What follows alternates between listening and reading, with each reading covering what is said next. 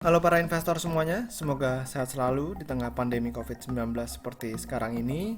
Bagi yang belum subscribe, boleh tolong di-subscribe terlebih dahulu karena subscribe itu gratis. Buat yang sudah subscribe, terima kasih banget sudah mendukung YouTube channel saya dan juga bisa follow Instagram saya di Pesan Saham.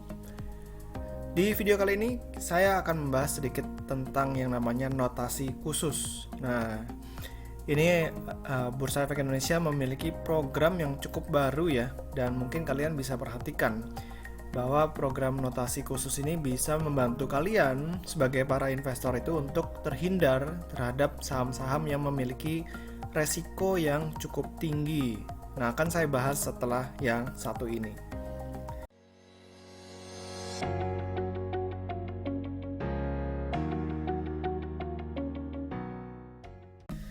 Oke, jadi buat teman-teman semuanya yang belum tahu di mana sih cari notasi khusus itu sebenarnya ada ya di website Bursa Efek Indonesia itu sendiri. Jadi kalau misalnya kita udah ke idx.co.id, kita langsung aja pergi ke perusahaan tercatat ya di sini ya. Di bagian atas ada perusahaan tercatat. Habis itu ada yang namanya notasi khusus di sebelah kanan sini. Nah, ini tinggal diklik aja, nanti tampilannya akan seperti ini ya teman-teman ya, notasi khusus. Nah, di sini ada penjelasannya. Jadi kalau notasi khusus itu ada B, M, E, S, A, D, dan L. Nah, kalau B ini adanya permohonan pernyataan pilot. Jadi perusahaannya belum bangkrut ya, perusahaannya belum bangkrut, belum pilot, tapi ada permohonan pernyataan pilot. Seperti yang terjadi di kasusnya BMTR atau Global Mediacom punyanya Pak Haritanu. Nah, itu ada notasi B ya. Ini ada permohonan pernyataan pilot. Tapi bukan berarti perusahaannya akan pilot ya, belum tentu. Lalu ada notasi M. Nah, ini permohonan penundaan kewajiban pembayaran utang atau PKPU.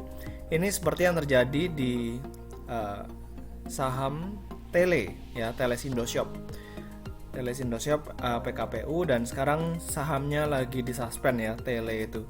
Padahal kalau misalnya kita lihat valuasinya Tele itu udah murah banget, tapi ternyata gagal bayar juga ya. Nah, terus ada juga yang namanya E, notasi E ya. Notasi E ini laporan keuangan terakhir menunjukkan ekuitasnya negatif, makanya huruf depannya E. Karena ekuitas negatif berarti perusahaan itu udah running, udah berjalan itu dibiayai sama utang.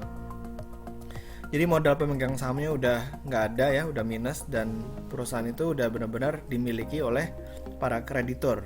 Ya, intinya sih begitu ya kalau misalnya ekuitas itu negatif.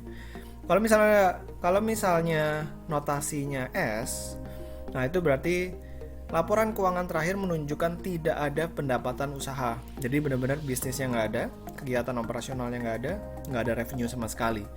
Lalu yang berikutnya adalah notasi A. Notasi A itu adanya opini tidak wajar atau adverse dari akuntan publik. Ini juga kurang gitu bagus ya, karena dapat opini tidak wajar dari akuntan publik.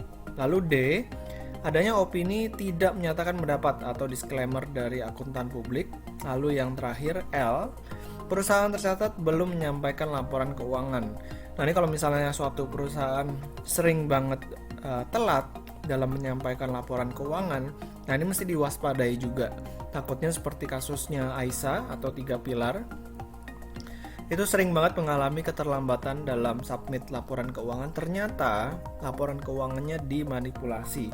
Jadi teman-teman semua mesti berhati-hati kalau misalnya ada notasi khusus di perusahaan-perusahaan seperti ini. Cuman balik lagi, walaupun ada notasi khusus, boleh dicek lagi ya, kira-kira memang benar apa enggak, apakah sudah ditepis sama manajemen, sama owner dari perusahaan tersebut, atau bagaimana. Nah, data per tanggal 18 Agustus 2020 jam 3 sore Jakarta atau WIB, ini ada list perusahaan-perusahaannya. Ada Grand, ada WOWS, ada Taksi, ada Tops ya. Saham Tops ini pernah booming banget ya, bahkan sempat naik ke harga 2000 kalau nggak salah. Itu digoreng ya, dan sekarang harganya nyender di harga 50. Dan ini belum menyampaikan laporan keuangan. Lalu ada SQMI, ada RT, ada SUGI. Kebanyakan itu hurufnya L ya. L ini berarti belum menyampaikan laporan keuangan. Nah, seperti SUGI ini juga dulu sempat jadi gorengan. Trump punyanya Pak Beni Cokro.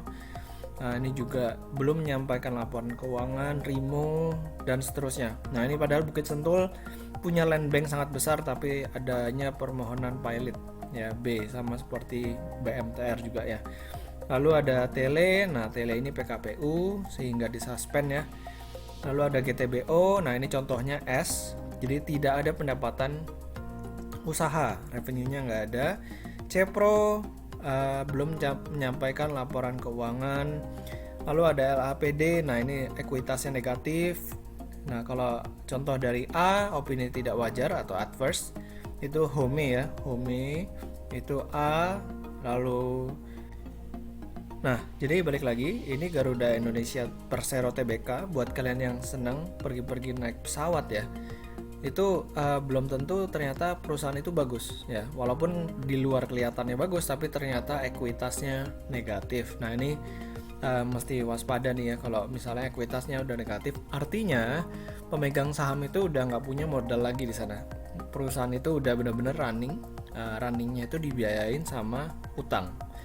Oke, berikutnya ada CNKO, ini juga sempat booming waktu itu, waktu tahun 2000, di bawah tahun 2015 lah.